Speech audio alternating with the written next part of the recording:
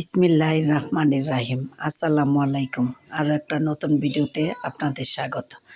আজকে সন্ধ্যায় আমরা বানাচ্ছি নারকেলের গুড় আর খেজুরের গুড় আর নারকেল দিয়ে পুলি পিঠা এবং মেরা পিঠা। পুলি পিঠা বানাচ্ছি খেজুরের গুড় আর নারকেল দিয়ে, আর মেরা পিঠা বানানো হবে, খাওয়া হবে ভর্তা দিয়ে। তাই দুই রকমের পিঠা বানাচ্ছি। কিভাবে কি করি সব কিছু দেখতে পাবেন এই ভিডিওতে, তাই পুরো ভিডিওটা না টেনে আমার সাথেই থাকুন। আসুন, এখানে চালগুলা ভিজিয়ে গুঁড়ি কুটানো হয়েছে। গুঁড়িটা টেলে তারপরে একটা ডো বানানো হয়েছে। ডোটা দিয়ে পিঠা বানানো হচ্ছে আস্তে আস্তে। প্রথমেই বানিয়ে নিচ্ছি খেজুরের গুড় দিয়ে নারকেল দিয়ে পুলি পিঠাগুলো বানানো হয়ে গেছে প্রায়, আর মেরা পিঠা বানানো হয়ে গেছে। একটা একটা করে পিঠা বানানো হবে, তারপরে ভাপে সিদ্ধ করে নেওয়া হবে। এই যে পুলি পিঠা বানানো হয়ে গেছে, দেখুন। এবার এগুলাকে ভাপে দেওয়া হবে। এই যে আমরা রাইস কুকারে ভাপে সিদ্ধ করে নিচ্ছি।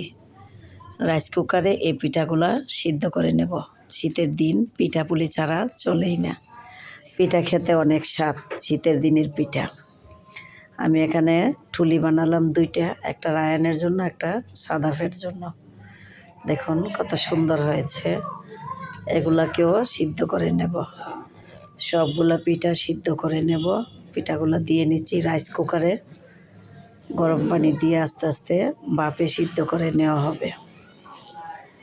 এই যে রাইস কুকারে পিঠা সিদ্ধ হয়ে গেছে। এবার নামিয়ে নিচ্ছি।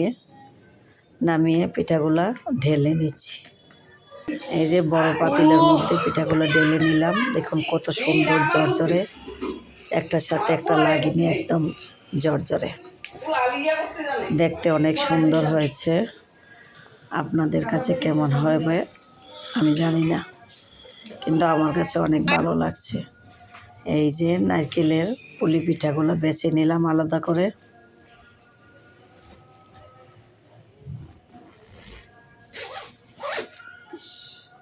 নারকেলের পুলি পিঠা ঠুলির ভিতরে আমি নারকেলের আর খেজুরের গুড় দিয়ে দিলাম। এবার বানানো হবে ভর্তা। বানানো হচ্ছে। শুটকি মরিচ বেটে নেওয়া হচ্ছে, আবার পেঁয়াজ বেটে নিচ্ছে।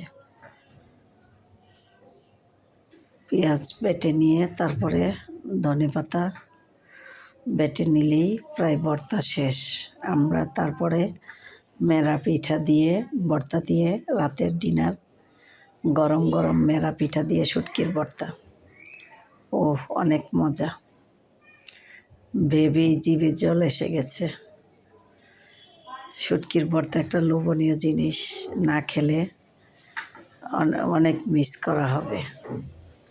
যারা খাবে তারাই বুঝবে কেমন হয়েছে আমাদের এই মেরা পিঠা দিয়ে শুটকির ভর্তা।